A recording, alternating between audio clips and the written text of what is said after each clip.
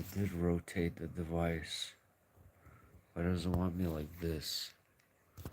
Just make sure all the volumes are up here. Alright guys, what's going on? Um, so before I go, I shared a video in my community post of a very amazing travel YouTuber. His name's Cool Vision, and he visited the country of Kyrgyzstan. And this particular video really struck me with just how, raw and real and sincere and genuine people are, and just the outstanding beauty of the country. I know this isn't something I normally talk about on my channel, but I've always really been interested in people's cultures and different places and how things are done in different places. And I mean, there's something remarkably special about this place, and I really recommend you watch the video. Now, there was another thing I was watching, and it was a stupid show on Netflix. I can't remember the exact name, but it's like Jerry Seinfeld, and he goes around with some fancy cars and he picks up different comedians and talks to them and blah blah blah. And in this episode, he was with Jim Carrey, and he Seinfeld took Jim Carrey to Jim Carrey showed him his art studio basically, and he quoted a movie. Now this is the Mandela effect part of it. He quoted a movie, and he specifically said, "If you build it, they will come."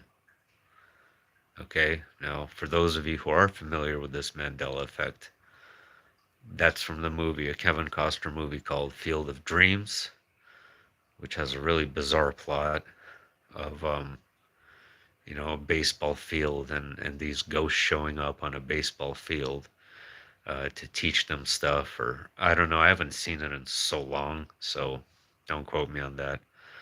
But this has been a very well-known Mandela effect for a long time. And if you research it, it'll just say, oh, it's one of the most misquoted, misquoted lines. Because in actuality, he said, if you build it, he will come.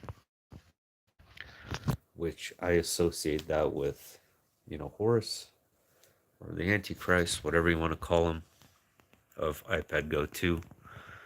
And that line was deliberately changed for that purpose, as in he, right, instead of they.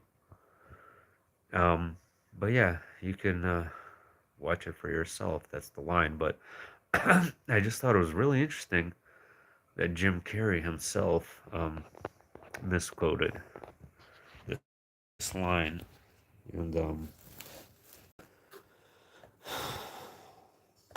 he clearly says,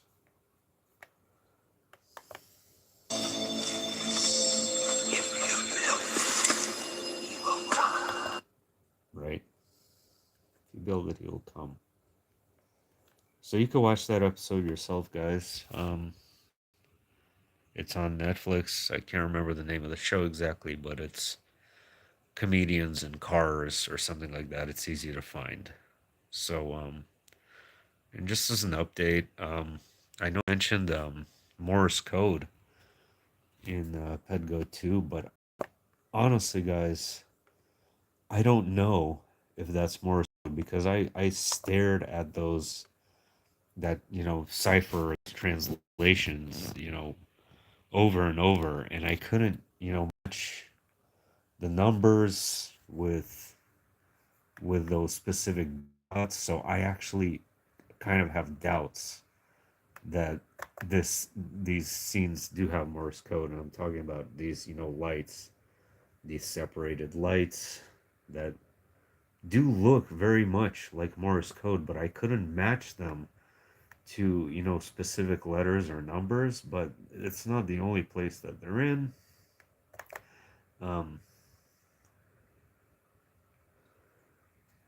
over here in the scene, which I've actually, more than anything else right now, I've been trying to figure out what these masks are. I've been researching all kinds of Hindu festivals related to Shiva and Kali, and I've uncovered some interesting information that I don't necessarily think is related, but it's really fascinating nonetheless how, this particular character, switches masks. And the first mask, and it's the same character, by the way. And so, yeah, as far as the possible Morse code here, here's more. But again, I can't verify if it is or not, guys. So if anyone could help me out on that, I mean, that would be great. Um, but yeah, the masked figure who, switches masks over and over again. This figure is first seen here. Um, and the closest mask I could find to this particular, see, raccoon tail legs, and so this really resembles, it could be one of two masks. It could be a Joker mask, or it could be an ancient Greek tragedy and comedy mask. Okay, from like very, very long ago. So I'm gonna go with the tragedy and comedy mask, but I don't know, guys. I This is clearly, however, Kali, the goddess Kali, and because from what I read about Kali, that's actually a translation from, it actually means time, or I'll read it in a second. But there's all kinds of Hindu festivals in India related to putting on different masks, and when they put on these masks, they have like spirits take over them, and it's like this whole trance like celebration, right? So a lot of people back in the day associated this with Halloween, but I don't think that's anything to do with Halloween or even necessarily Hindu festivals. I just I think they could potentially represent different countries, right? So maybe the bear being Russia, and you know before that the frog possibly being some sort of Asian country. Um, I just think it's more specific than that, in my opinion. Like, hey, Will, hey, Viru, Matrix reset date? I wish I knew if I had that answer. Jeez. If I only knew that. I mean, and then this flag on top here, the closest flag I can find that resembles that is the Egyptian flag. So, you know, so is this is Kali, is she taking on different forms for the purpose of taking on different spirits, and these spirits are enabling her to conjure up different spells, because the fire is important too. Dancing around the fire in a lot of these Hindu festivals that I've read about. But Kali and Shiva are really interesting characters all on their own. Kali is one of the best known but poorly understood Hindu deities. She is dark, destructive, and terrible in image. She appears allied to the forces of death and destruction, and the most common image of Kali shows her dancing on Shiva. This article aims to give an insight into Hinduism's use of such mystic imagery. It is important for us to have a deeper understanding into such aspects of our religion. I guess this is like our religion, so it's like a Hindu website. About Kali. In Sanskrit, the word Kali literally means time. Kali is the feminine word for time, for which the masculine is Kala. Time as we experience it is the foremost power that defines our existence. Kali is the personification of time, and it is not surprising that the deity of time has a terrifying image. After all, time is a slayer of all. Time is the very stuff that our lives are made of. To waste time is to waste life. The reason as to why time is represented in a feminine form is that time is the great womb, the great mother, from which we are all created. Therefore, it has a feminine quality. Time is also the force which causes all living beings to perish. Therefore, Kali is like a mother who destroys the children which she has created, which is one of her frightful features. Yet, through the action of time where action occurs, our salvation. Through time, over repeated births, we experience all that we have and learn all that we must learn in order to merge back into our eternal existence, from which we fell into limited time and space. Kali is the deity of transformation. Through worshipping her and accessing her grace, yogis unlock the transformative power which enables attachment and negative tendencies to fall away in the path towards higher states of consciousness and realization. So, really interesting. Perhaps alluding to a black void. Yeah, possibly.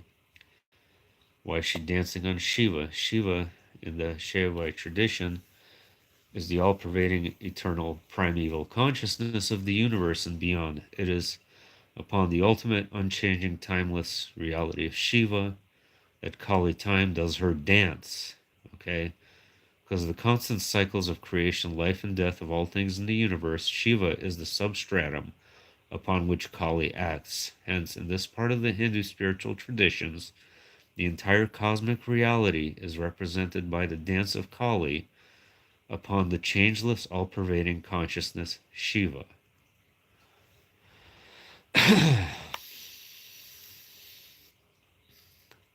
Right? So I'm not going to read this, but I definitely thought that that was pretty interesting, guys. Um, so I do think that's, clearly Shiva here, or excuse me, doing the Kali doing the dance of Shiva. Okay, but the mass though, I don't know. There's still a mystery to me. If anyone has some ideas, I would love to hear your ideas. And last but not least, you know, studying these figures, I do think that the last one, December, comparatively speaking, is an outlier in many ways from the rest of the figures. They're all unique. I think there's a hidden message in them, a hidden coded cipher of some kind, because there's letters, M, L, V, another V. What I think those possibly represent something that we don't really understand. But nonetheless, all of these figures are kind of more or less fused together. If it's by the feet, by the head over here, and that's not the case with December. December is totally different, not only with the large crater in the head, but with its feet sticking out. And I've been kind of trying to figure out what this specific shape is, because there's no way that this is an accident that the feet were positioned in that shape. I thought maybe, could this possibly be a Hebrew letter? I don't know. And not only, is it an outlier in comparison to everything else, actually, Lily throws the apple exactly in that direction, too. And not only that, um, when it goes dark, out of all the months, December is the darkest as well. Okay, so you see how this little bit of light that's emitting prior to this, and then it gets really dark, October, November, December, almost implying to exit prior to this, but I don't know. That could be a stretch. Um, but a lot of this has been a stretch over the years, so all I can all I know is that there's something about this figure that stands out to me more than the rest. Um, that's just my opinion, though. I don't know. Protruding feet. That's definitely symbolic of something on its own. What exactly?